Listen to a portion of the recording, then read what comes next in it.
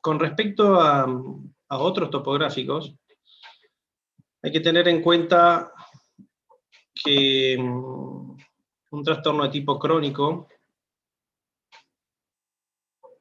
hepático, no puedo hacer dos cosas a la vez. Trastorno hepático crónico también puede ser, obviamente, causante de diarrea. Y su explicación es un poquito, entre comillas, por así decirlo, básica, o por el solo hecho de que al producir, ¿qué signos teníamos en una insuficiencia hepática crónica? Que algo ya estuvimos hablando.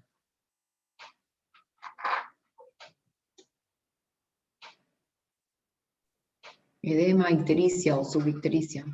Bien, edema o subictericia, por lo tanto, o sea, el edema es por la hipoproteinemia en realidad, pero lo que uno ve es el edema como signo, ¿no? Bien.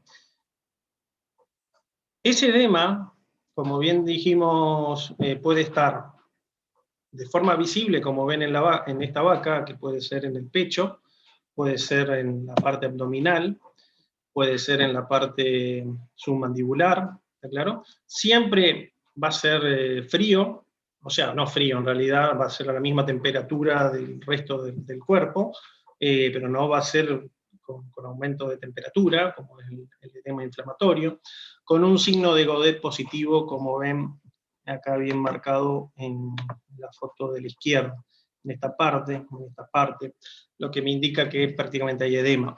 Este edema es visible en esta parte, pero muchas veces con este grado de extensión, acá hay que diferenciar edema de hematoma. Hay algunas alteraciones de tipo nerviosas, tóxicas principalmente, que afectan el sistema nervioso central, que producen caídas bruscas, o sea, a medida que van caminando hay caídas bruscas que pueden producir un hematoma en esta parte.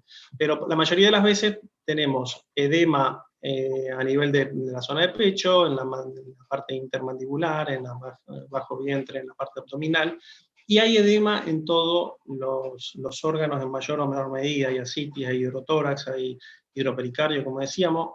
Hay en el abomaso, lo que hablábamos, que les mostré en el caso de paratuberculosis, por ejemplo. Lo que sí nos vamos a encontrar con un topográfico distinto. Acá el hígado tiene que estar afectado, y tiene que estar afectado de forma crónica. Cuando uno habla de hepatotóxico crónico, enseguida hablan de cirrosis, y cuando hablan de cirrosis hablan de hígado chico. Bueno, eso es un error, porque existe una cirrosis de tipo hipertrófica en un inicio, que después termina siendo atrófica. Entonces, lo que sí o sí, ¿qué van a tener en un hígado cirrótico? Más allá de la alteración del tamaño. Fibrosis. Lo que sí va a haber un aumento de la consistencia, ¿tá? Que en este caso va a ser por una proliferación de tejido conectivo, que eso va a dar una cierta fibrosis en el órgano. ¿Está claro? Entonces, si bien uno relaciona siempre cirrosis de tipo con disminución del tamaño, en este caso del hígado, recuerden que a veces el tamaño puede ser mediano, o sea, dentro de lo normal, lo que sí en todos los casos va a haber un aumento de la consistencia, ¿tá? Un aumento al corte, al presionar con el dedo, lo que ustedes quieran, como quieran evaluarlo, ¿tá? Entonces ya el topográfico pasa a ser otro, en este caso del síndrome de diarrea, y en este caso sí o sí va a tener que ir de la mano con otro síndrome que ya lo estuvimos hablando sin querer al inicio, que es el síndrome edema. El síndrome edema, si bien vamos a tener otra clase de síndrome puntual, tiene un montón de procesos, o sea, varios procesos fisiopatológicos, no es único, y dentro de esos procesos fisiopatológicos que me pueden dar el edema, tenemos distintos topográficos. ¿Está claro? Uno era la parte de consecuencia de un síndrome de diarrea, que era lo que hablaban de que por una mala utilización o mala digestión y absorción de los aminoácidos, o sea, de las proteínas y los aminoácidos por ende, no puede elaborar o no tiene con qué elaborar la proteína del hígado que está funcionando. Acá la parte gastrointestinal, entre comillas, está sana, los absorbe, pero no los puede formar. Y acá estamos siempre dentro del proceso fisiopatológico del edema, que es una disminución de la presión coloidosmótica por disminución de la proteína, de la albúmina principalmente. Lo que tenemos acá es un aumento, unos edemas generalizados. Esto es bastante característico y lo relacionan siempre con senecio. Esto en realidad es edema. Una de las causas de esto, como lo que estamos hablando ahora, es senesiosis o es una intoxicación hepática crónica, pero como vieron en la foto anterior, en la parte de paratuberculosis, perdón.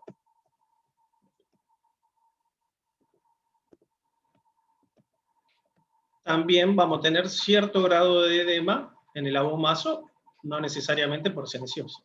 Entonces, ojo con hacer, ya estuvimos hablando con algunas guardias, de hacer sinonimias de lesiones con enfermedades, o de hacer, o de que lo normal, o sea, por ejemplo, habíamos hablado de necrosis centrolobulillar es igual a hepatotóxico agudo por duraznillo negro, por yuyo sapo. Esta lesión la relacionan siempre con senecio, y en realidad esto es edema, que en este caso es por hipoproteinemia, por un trastorno de tipo hepático. Pero este aspecto, obviamente, del hígado hace que el funcionamiento hepático de manera crónica está afectado, por ende, todo lo que es los niveles de proteína van a estar disminuidos, los factores de la coagulación van a estar disminuidos, un montón de trastornos de tipo hepático que se manifiestan de forma más crónica que aguda. O sea, esto no lo van a tener en una insuficiencia hepática aguda porque no tiene tiempo para ver una disminución tan marcada de las proteínas. El edema, lo que les quiero mostrar con la foto del lado derecho, es que hay un grado de autólisis en la necropsia, en los órganos de esto, en la necropsia que se realizó en este caso, hay un grado de autólisis importante. Lo que no cambia con la autólisis es el edema. Sí va a cambiar obviamente la coloración del abomaso en este caso, y otra cosa que va a cambiar con la autólisis va a ser la consistencia del hígado. Lo que sí no va a cambiar es la presencia de edema. Entonces, fíjense las herramientas que a veces tenemos para llegar a los diagnósticos, que más allá de que haya autólisis mayor o menor, siempre algunos datos se pueden sacar. Siempre se pueden sacar algunos datos. Por ende, en este caso habíamos ido con Emanuel, esto fue un caso de senesiosis. Cuando queremos evaluar la consistencia del hígado, obviamente que ahí sí estaba afectada por la autólisis, siempre están los órganos más reblandecidos, con disminución de la consistencia. Por ende, se nos complica en ese caso hacer el diagnóstico topográfico, pero el síndrome de edema existe. Ahora, otro topográfico de diarrea en este caso, también puede ser renal. ¿Y por qué puede ser renal? Porque también vamos a tener disminución de las proteínas, esta vez por pérdida de la proteína. ¿No?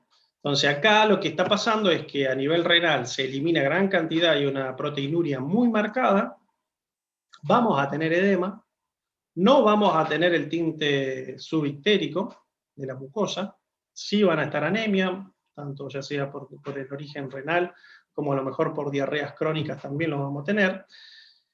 Y tanto en el topográfico renal crónico o en el topográfico hepático crónico, el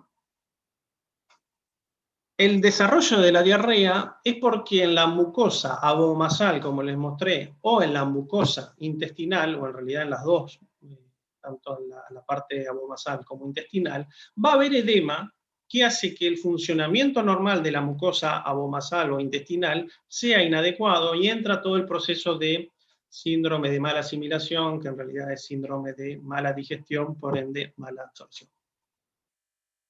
Entonces, es muy frecuente de encontrar qué sé yo, en procesos como fasciola o incluso en senecio mismo, van a ver que en la bibliografía le va a describir procesos de diarrea y constipación prácticamente de forma alternada, y es una porque tenemos la parte de edema en las distintas partes de la zona gastrointestinal, y a la vez está alterada la digestibilidad de las grasas por mal funcionamiento de la bilis y esas cuestiones.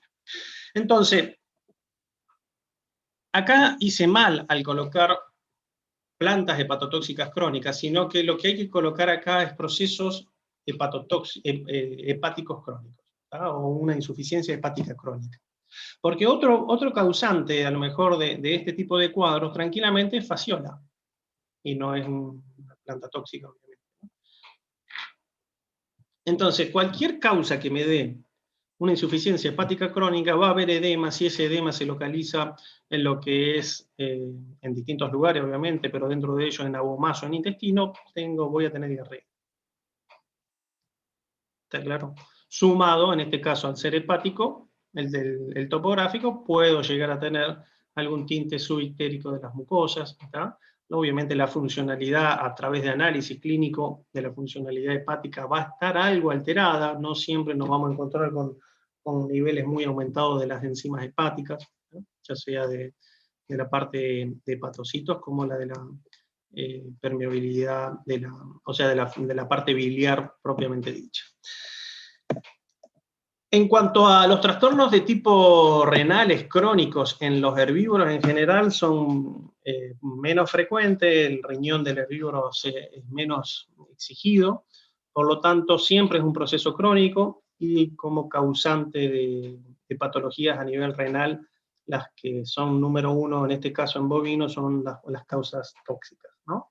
Ya sea por plantas que pueden tener el principio activo ya esa planta, o plantas que por estar en distintos lugares captan a lo mejor metales pesados o pueden llegar a tornarse tóxicas porque en el suelo o en el agua en la cual están en contacto pueden tener ciertas sustancias que a través de las raíces lo extrapolan en los tallos y en las hojas, y los herbívoros, en este caso el bovino, la ingiere de manera indirecta. Obviamente que a la necropsia, el órgano afectado principalmente va a ser, acá le vuelvo a mostrar lo mismo, va a haber ascitis, va a haber hidrotoras, va a haber edema generalizado, otra vez el mismo abomaso. Lo que sí va a estar afectado en este caso va a ser el riñón. Y va a haber algo afectado o no. Para que el riñón sea el culpable de todo ese edema y de todo ese cuadro, el riñón tiene que estar afectado de forma importante. Entonces acá es donde ponemos a veces, decimos el sentido común, es decir, a la falta de experiencia, uno dice, che, el riñón puede darme este cuadro, bueno, ¿cómo tiene que estar afectado el riñón? Si vemos algunos puntitos aislados, prácticamente esa afección que estoy viendo sea secundaria, no sea primaria del riñón, ¿está claro? Perdón, que el riñón está afectado de forma secundaria y no de forma primaria. A eso me refería. Acá siempre que uno piensa en un trastorno renal tiene que ser crónico, por ende la afección de esos riñones tiene que ser considerable. Entonces acá lo que le quise mostrar, que son topográficos distintos a los más tradicionales o a los más comunes, que eran el rumen, el abomaso o el intestino, sino que son trastornos de tipo hepático o renales siempre de evolución crónica. ¿Estamos? Bien. ¿Cómo podemos diferenciar a nivel de un animal esos dos topográficos? Prácticamente, si no tenemos un tinte subictérico que sea fácilmente de detectar, no nos queda otra que ver la orina, que en la parte renal, ¿qué podemos observar? Que algo estuvimos hablando también. Para pensar en un topográfico renal.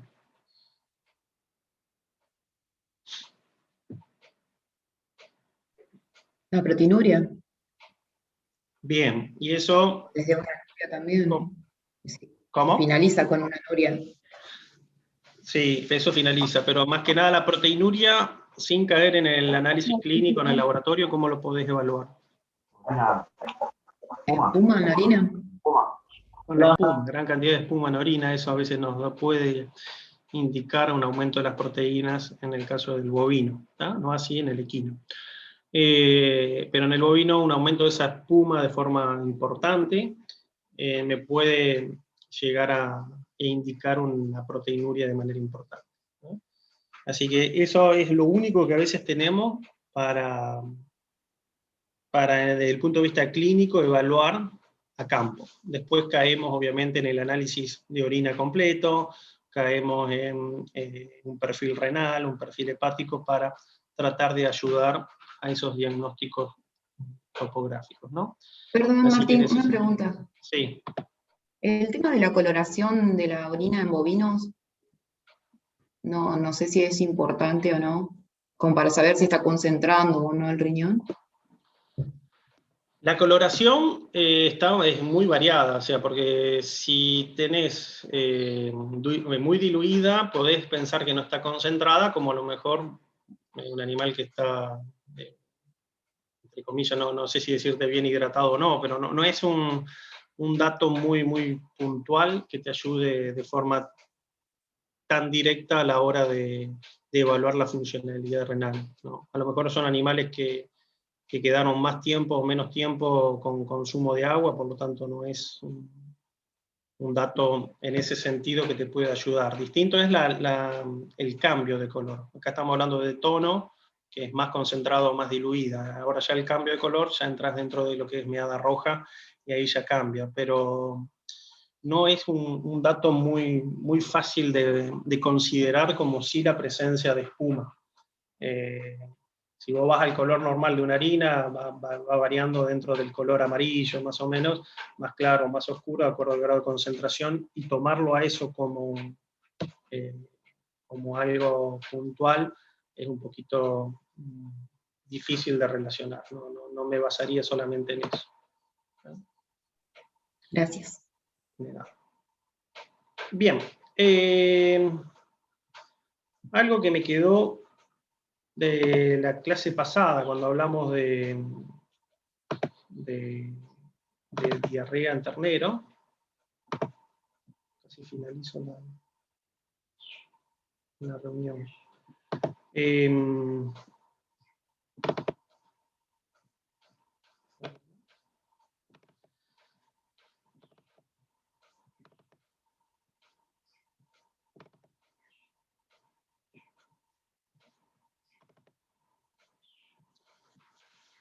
El síndrome de diarrea que estuvimos viendo en la clase pasada, veíamos mucho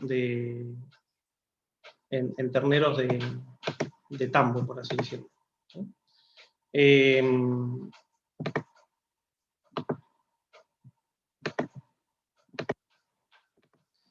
Algo que me quedó para mostrarles qué sucede en campos de cría. En campos de cría también, obviamente, los terneros pueden tener diarrea. Entonces, cuando extrapolamos cosas o sea, en realidad el mismo síndrome en distintos sistemas, las causas pueden variar un poquito. Las consecuencias de ese síndrome también van a variar de acuerdo al grado de intensificación y al grado de contaminación que pueden tener los lugares. Ahora, las consecuencias son obviamente parecidas, no son iguales, porque el síndrome, como siempre dice Cacho en ese sentido, es lo mismo en un dinosaurio, en un caballo, en una vaca o en un perro, ¿no? Así que en eso se va a manifestar, o las consecuencias o la interpretación de los síndromes son iguales en todas las especies, con alguna salvedad fisiológica que pueden llegar a tener, o anatómica que puede llegar a tener cada animal, como es la presencia de un rumen o no en las de origen ruminal, ¿no? Pero en sí las consecuencias van a ser iguales en todos los animales. Es muy frecuente que a veces lo llamen por diarreas en los terneros de cría, que muchas veces esas diarreas existen y pasan desapercibidas, o no lo llaman porque son enfermedades que muchas veces los trata el mismo propietario o el empleado sin la consulta veterinaria. Ahora, cuando lo llaman por problemas serios de diarrea en distintos terneros, es porque obviamente el problema se les fue un poco de las manos. En sí, el ternero, obviamente, de cría suele tener bien localizado probablemente dos tipos de problemas de diarrea en sí mismo, ¿no? Estoy hablando de problemas los primeros días de vida o problemas alrededor del día 25 en adelante. El origen de esa diarrea obviamente puede ser, son por lo general distintos, ¿no? No es la misma causalidad o la misma cuestión epidemiológica. Lo primero que hay que tener en cuenta de los terneritos con diarrea es el sensorio. Estos son terneros brangus en este caso, donde si ustedes se fijan en el sensorio, ¿qué ven?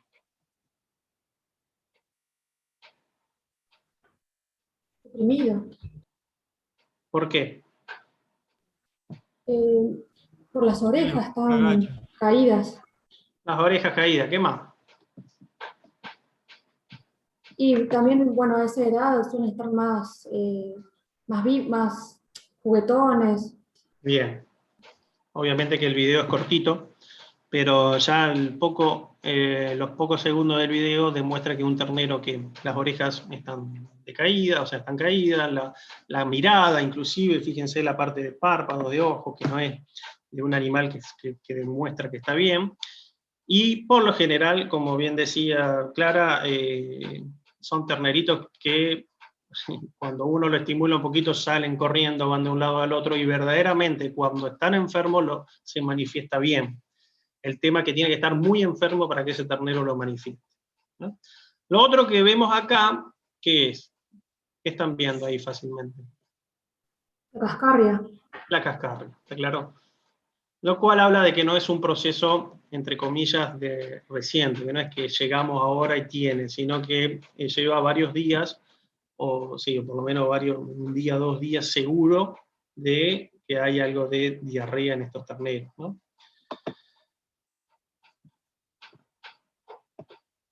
Por lo general, tenemos dos formas de presentación.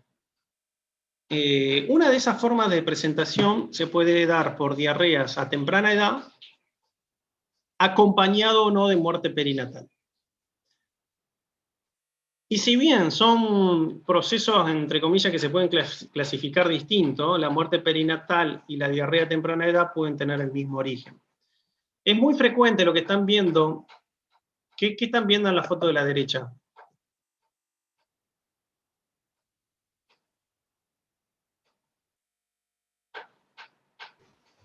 Una diarrea amarillenta.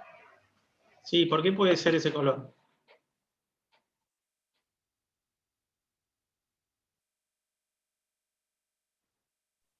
¿Una causa bacteriana? Y si ese color, entre comillas, puede ser fisiológico. El meconio. Calostro, Por el consumo de la leche. mucho Por calostro. el meconio muchas veces, ¿está claro? El color del meconio es un color no tan amarillo así, a lo mejor, pero tiene un color más naranja, a veces naranja con verde, va a depender más o menos del pigmento mayor o menor que tenga. Pero ¿cómo es dentro del punto de vista de la consistencia? Chirla. El meconio normal. Espeso. Es consistente.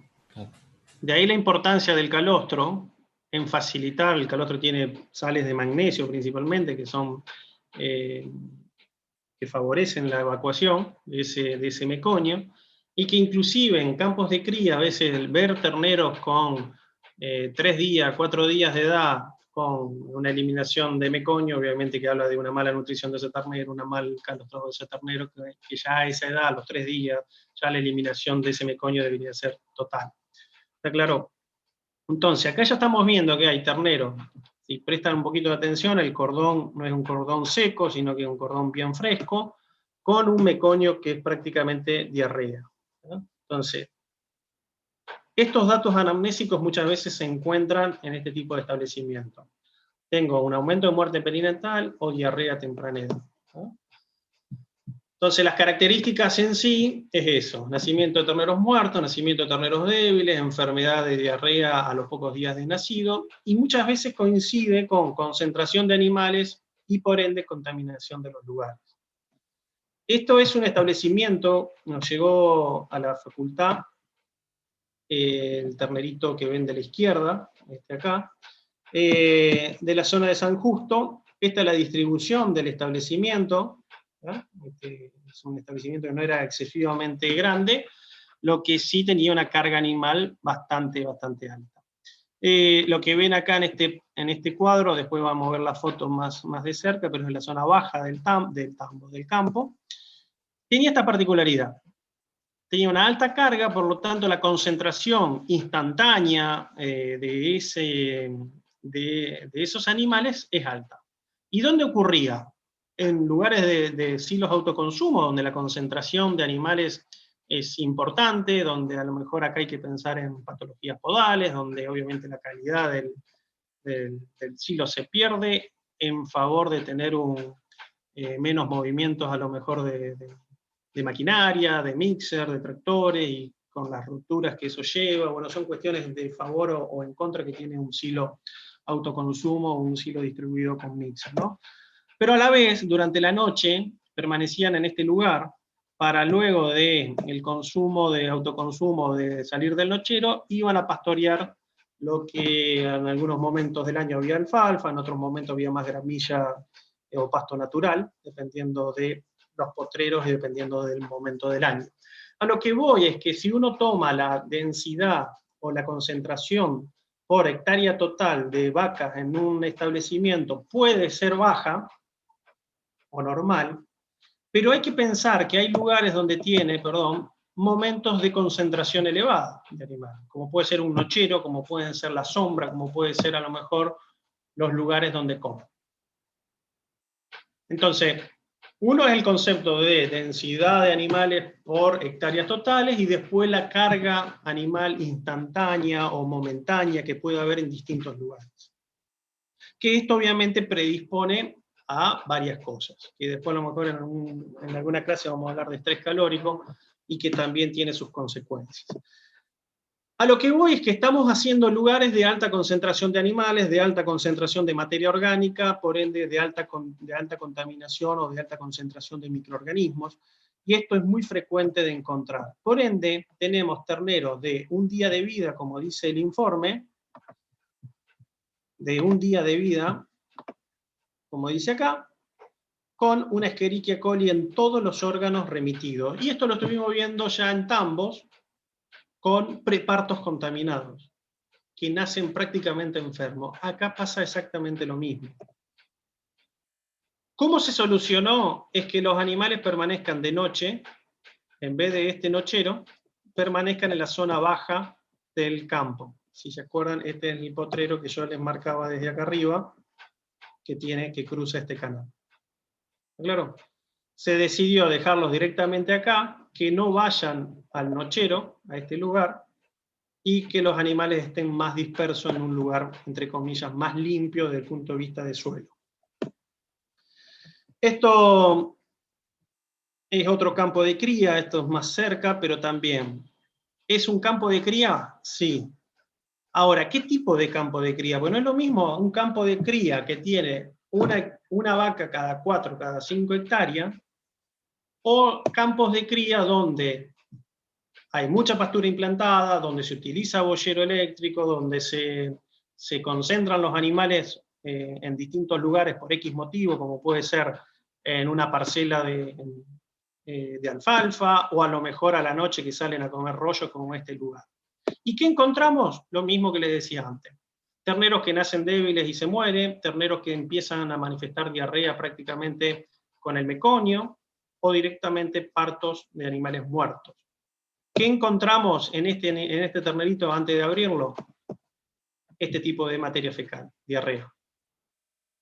Cuando uno hace la necropsia, ¿qué encuentra? Obviamente algo de diarrea, podemos llegar a tener pseudomembrana o no, acá no hay pseudomembrana, puede llegar a haber, pero en realidad son todos datos de que hay alguna bacteria, de que obviamente lo termina matando probablemente una Escherichia coli, como mostré en el informe bacteriológico, puede ser una salmonela también tranquilamente, pero a lo que vamos es que el concepto tiene que ir de donde hay alta concentración de animales. Estos lugares pueden tornarse peligrosos, entre comillas, en ciertos momentos de las pariciones, o en estos casos donde tenemos terneros muy susceptibles a enfermarse en lugares que, si bien, vuelvo a reiterar, sáquense de la cabeza que el campo de cría es siempre extensivo, hay muchos campos de cría que son muy intensivos, Por ende, las patologías por el sistema intensivo pueden ocurrir no solamente en tambos, sino que en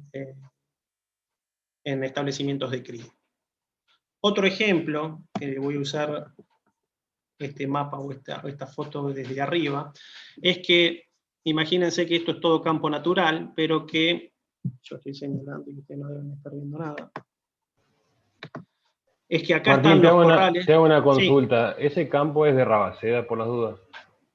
no tengo idea. ¿Por? Porque creo que es lindero del campo de mi viejo, Bueno, no tengo ahí idea. en San Justo. Y Sí. me parece que no necesitamos poner nombre ni nada por el estilo. Esto lo derivó, este caso puntual es de San Justo, pero lo derivó el veterinario, así que no sé el dueño puntual. En este potrero, por cercanía, imaginen, este no es el campo que le estoy planteando ahora, pero imagínense que acá estaba el corral, cerca de la casa, están los corrales, y destinan este potrero de parición. ¿Para qué? ¿Por qué este potrero utilizan, imagínense un campo mucho más grande, ¿no? Porque está cerca de los corrales, si hay que atender algún parto es más fácil de atenderlo. La cabeza de parición muchas veces no pasa absolutamente nada, o sea, porque el animal pare y a lo mejor cada 2 o 3 veces por semana en época de parición se encierran o se apartan y la vaca con la cría se va a otro lugar. Pero ¿qué pasa? Todo el lote que está por parir queda acá. La cabeza de parición no pasa nada, el cuerpo de parición muchas veces no pasa nada, y ya la cola de parición empieza a presentar este tipo de cuadro que le estoy hablando, de este tipo de enfermedades. ¿Está claro? Y tiene su lógica porque es un lugar que estaban en su momento todo el lote que va a parir defecando, orinando, que a veces hay restos placentarios, a veces quedan animales muertos, ya sean terneros o muertes perinatales ahí en los lugares, si le dan rollo, si le dan silo, son todo carga de materia orgánica que queda en el lugar, y eso va contaminando. Y en realidad el mismo factor epidemiológico es que hay un aumento de la carga bacteriológica en el suelo. Está claro, acá, por más que la Escherichia coli aparezca, volvemos a lo mismo, no se previene con una vacunación. Yo no sé, Cacho, si vos te acordás de este campo. Creo que vos habías ido también. Cacho. Martín, a ver, ¿me escuchaba ahora? Sí. Sí. ¿Cuál era el campo, Martín? Este que habíamos visto la mortandad de terneros chiquitos. Ah, sí. Sí, incluso tuvimos al poco tiempo un caso igual en un tambo chiquito. No sé si te acordás, que tenían la crianza, eso de la fosa del tambo, ¿te acordás? Habían desparramado toda la materia fecal en un lugar y creció un pastito hermoso, obviamente, porque estaba fertilizado, y como era en un lugar tan lindo, empezaron a poner los terneritos que nacían ahí. No sé si te acordás que era un caso similar. Claro, eso había sido salmonela. Esos casos habían sido de salmonela, que inclusive hubo muerte perinatal y aborto. Claro, por una que salmonela. básicamente por una contaminación ambiental. Bien, hablando de salmonela, chicos, ahora que la nombro, no descarten salmonela, estamos viendo en distintos lugares, hubo una publicación de Jabacha también en la última presentación, la última jornada de difusión. Hubo de presentación de salmonela, como la ven en los terneros. ¿Qué tema esto de que van apareciendo para admitir y que salen? Es como que entran y salen del aula y uno se va perdiendo. De presentaciones como si fueran terneros en animales adultos. ¿Ya? Salmonela en animales adultos. Uno siempre la relacionó primero en el periparto. Tiene su razón de ser, vuelvo a insistir lo mismo con la inmunorelajación que existe ahí. También en el caso de Fabián Aguirre, en el caso de Jabacha, dos publicaciones distintas, una relacionada más al periparto, la otra relacionada con presencia de micotoxinas, que son inmunosupresoras, y tienen cuadro de salmonela con cultivo positivo, con lesiones de necrosis paratifoidea, o sea, con gran cantidad de lesiones septicémicas inclusive de la enfermedad. Una de las explicaciones que uno encuentra es que pudo haber salido de la latencia que quedaron como terneras después de algún cuadro de diarrea, de algún cuadro de salmonela que sufrió esa ternera o ese conjunto de terneras que estaban en la crianza artificial. Si ustedes van a los libros, el control extremo y puro de salmonela, por así decirlo, es eliminar todo aquel animal que se salvó de salmonela porque puede quedar como latente. Algo que si ustedes lo ponen en práctica, si a la mortandad de animales dada por salmonela, a la mortandad de animales por otras causas, hay que sumarle la eliminación de los posibles portadores, muchas veces es muy difícil de implementar. Pero se habla de que pueden salir de la latencia, obviamente, en el periparto, o por, en este caso, micotoxinas que puede llegar a haber, y desencadena un cuadro que van a tener pseudomembrana, van a tener un trastorno hepático importante, hasta inclusive puede tener pseudomembrana en la vesícula biliar. ¿Está claro? Entonces ahí en ese sentido pueden ver que van a tener casos de salmonela, que si uno le dice dónde se presenta la salmonela, instantáneamente salen los terneros, que está bien, no está mal, pero ojo que en algunos casos lo pueden llegar a tener. ¿Ya? Bien. Ahora bien, si ya tenemos terneros que están más avanzados en edad, ahí ya suelen ser las diarreas que en el campo se le denomina tipo empacho.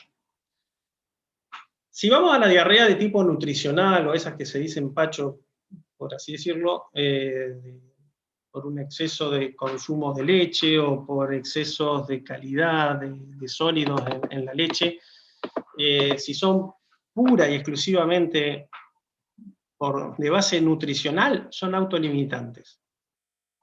Inclusive, muchas veces no vamos a ver nada, ni nos vamos a enterar, si no encerramos justo esos terneros y los vemos con diarrea. A veces ese mismo ternero le empieza a doler, tiene un cólico, empieza a tener una distensión del abomaso, o a veces distensión también del intestino, eso produce dolor, ese cólico a veces disminuye el consumo, y prácticamente hay una autorregulación de eso. ¿Cuál es el problema? Cuando ya empieza a haber depresión importante del sensorio, que puede estar indicándonos de que hay una complicación más sistémica del cuadro, ni hablar, ya sería muy avanzado, ya si tenemos poliartritis o hipopión en la parte del ojo, ¿no? Pero esto es muchas veces lo que vemos en la diarrea, y es un poquito lo que les mostré el video al inicio.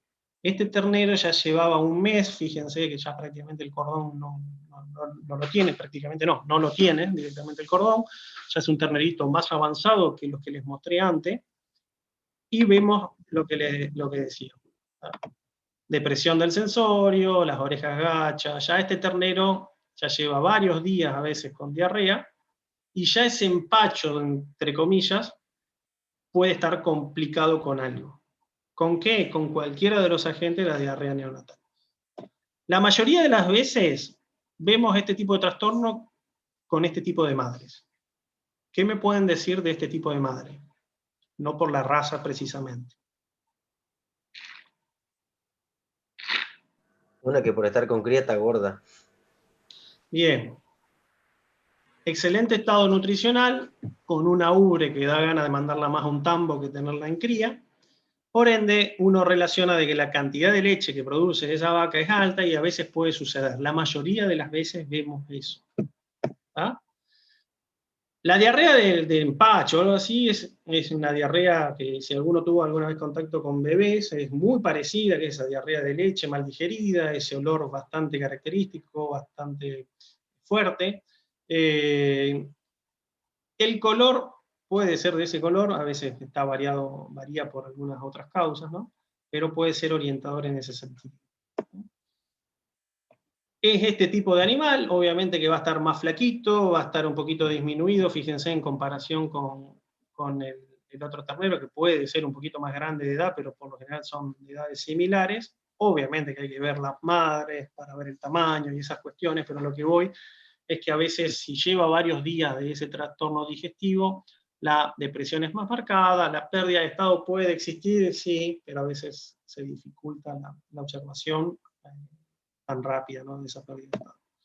Lo que sí, este tipo de cascarrias es bastante frecuente de encontrar, vuelvo a decir lo mismo, a veces uno tocándolo con guantes, obviamente, se acerca la mano a la nariz y el olor es bastante característico. Ahora bien, tuvimos también casos de diarreas, estas típicas diarreas que uno llama por empacho, en este tipo de vaca. Y en este tipo de campo, el que están viendo, donde la oferta forrajera no es excelente. La mayoría de las veces este tipo de vacas está en lugares con ofertas forrajeras importantes, ya sea implantadas o naturales, pero una oferta forrajera considerable. El tema es cuando aparece este tipo de diarreas de forma importante en muchos terneros con estados corporales y ubres no tan grandes como la que veíamos antes. ¿Qué es lo que puede pasar? Obviamente que a ese trastorno de tipo nutricional sería autolimitante si no se complica con algunas de las causas normales de la diarrea neonatal. Y el ejemplo que les doy es que esto es una ayuda diagnóstica para detectar antígenos. ¿Está claro? Entonces, ¿qué quiero decir con esto? La presencia de antígenos puede a lo mejor ayudar a que pueda la diarrea ser por ese juego de palabras, a propósito, para que ustedes vean de que, listo, no es que este animal, si ustedes se fijan acá, los terneros que no tenían diarrea tienen una banda leve de Cryptosporidium, pero los terneros que tenían diarrea había una ayuda, por así decirlo, una presencia mayor de antígenos de rotavirus. ¿Podemos decir y asegurar que eso eran diarreas por rotavirus? Y no. Ahora, ¿podemos decir de que hay una diferencia marcada entre los terneros que no tenían diarrea a los que tenían diarrea, de que hay más rotavirus que en los otros? Sí. ¿Está claro? Y digo ese juego de palabras porque cuando ustedes afirmen cosas tienen que ser muy cautelosos. Lo que sí, ¿qué implementarían en estos campos? ¿O cómo podrían ayudar a la prevención en estos campos?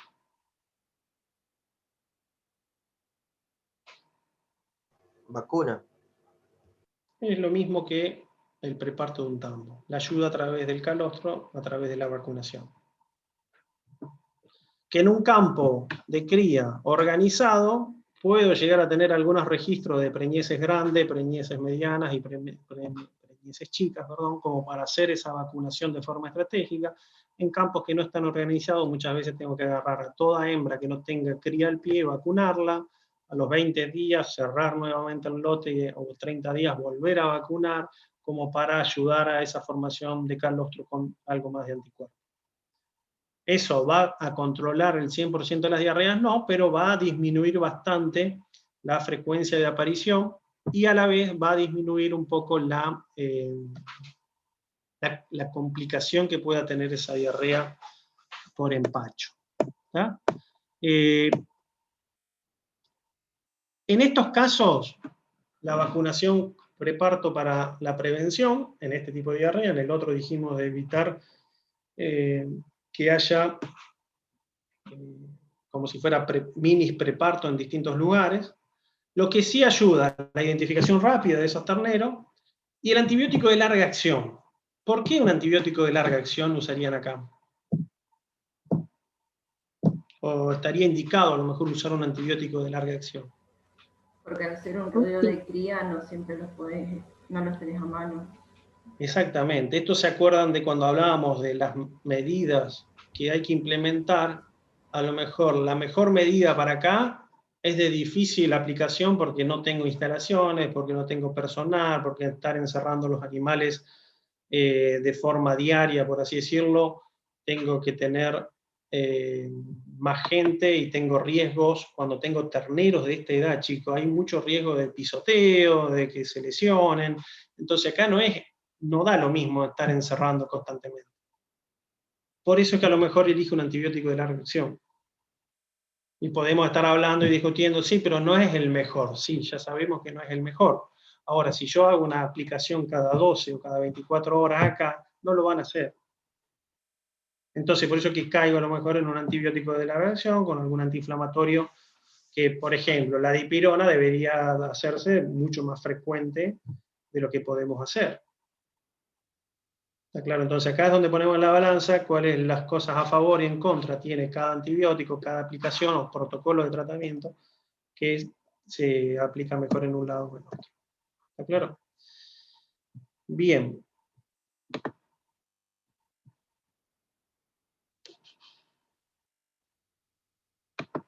¿Alguna duda, alguna pregunta de esto? Yo quería preguntar en el tema de hoy del nochero que decía, ¿qué otra solución se le podría dar en el caso de no poder llevarlos a zonas más lejanas de la casa, porque parecía que estaba la casa, por distintas razones, que yo, abigeato, por ejemplo? ¿Cómo? Perdóname, me perdí. ¿Qué otra solución me dijiste? Se podría dar en lugares donde hay muchos cuatreros, por así decirlo, y no querés llevarlo a lugares más alejados de la casa. Bueno, ahí tenés otro problema. Acá es donde, chicos, se empiezan a combinar cuestiones puntuales de zona o cuestiones puntuales de cada establecimiento en particular, que hace que hace que algunas medidas se tengan que tomar sabiendo que pueden pasar tal cosa, ¿ah? Con respecto a lo mejor a lo que es ideal o no. No sé si se entiende. Acá estamos metiendo, por decirte, el problema de concentración de animales con un problema de zona, de abigeato, que no es difícil control por el tipo de establecimiento o tipo de zona donde uno se encuentra. Como solución a eso no tenés mucha. Porque a un ternero que nace enfermo, es muy difícil después revertirlo. ¿Lo podés acompañar con tratamiento antibiótico? Sí, no es lo ideal. No es lo ideal.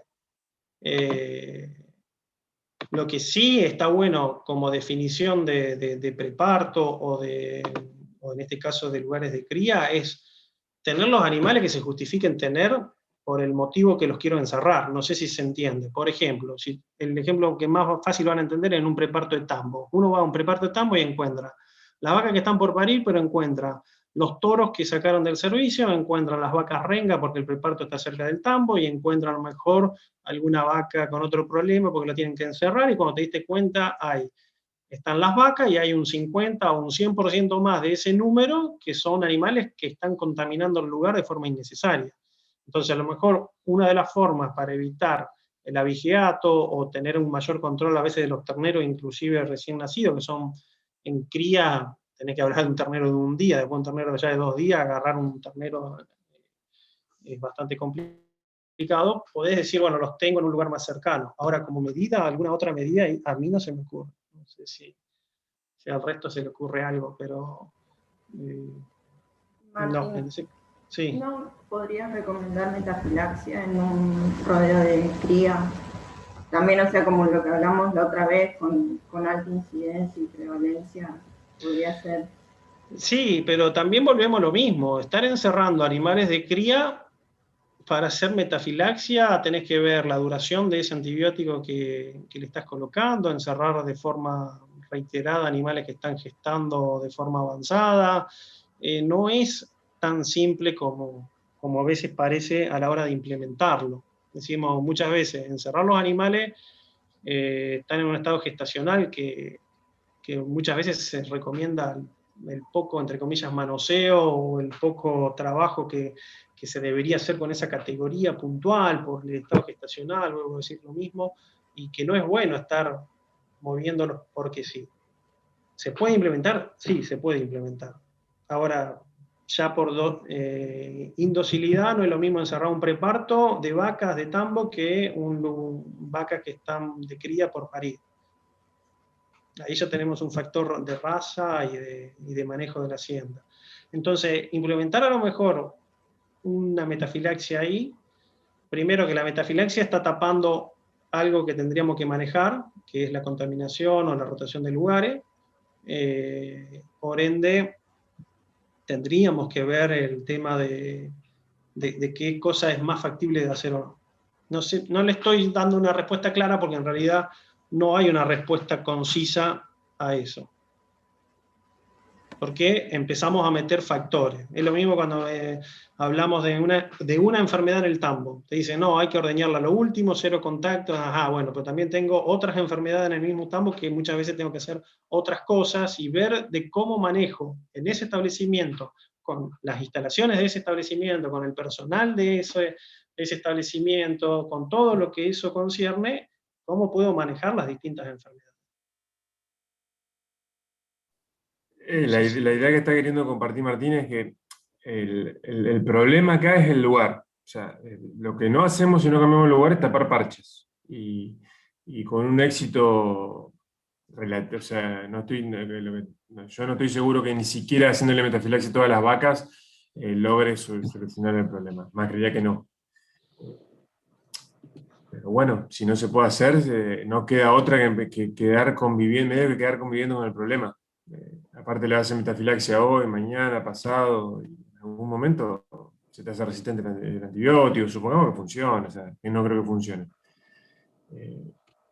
Pero llega un momento que no te queda, que si no haces algunas modificaciones vas a convivir eternamente con el problema. Con valles y picos, posiblemente que después se dejen de morir terneros y después aparezcan de vuelta, pero no queda otra. Aparte, cuando vos querés mover ese nochero, tampoco que lo tenés que mover a otra punta del campo, o sea, podés buscar un potrero medianamente cerca todavía, o sea, hay que ir buscándole opciones a las posibilidades que haya, porque si no vas a convivir con el problema eternamente. No sé si sumó a la discusión.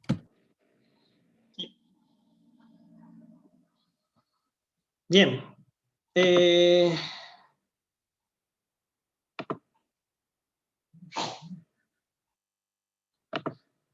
Tendríamos para ver algo en recría y a la vez calidad de agua.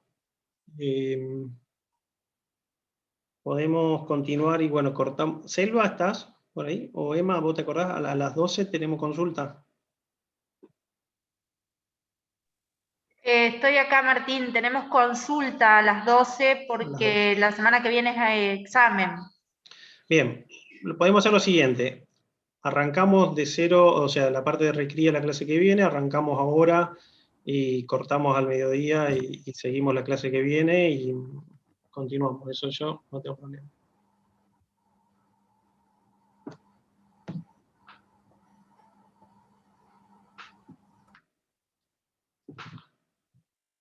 ¿Están cansados? ¿Quieren que sigamos? ¿Quieren que cortemos? Yo no tengo drama. Lo que diga la mayoría nomás. Si arrancamos con un tema nuevo.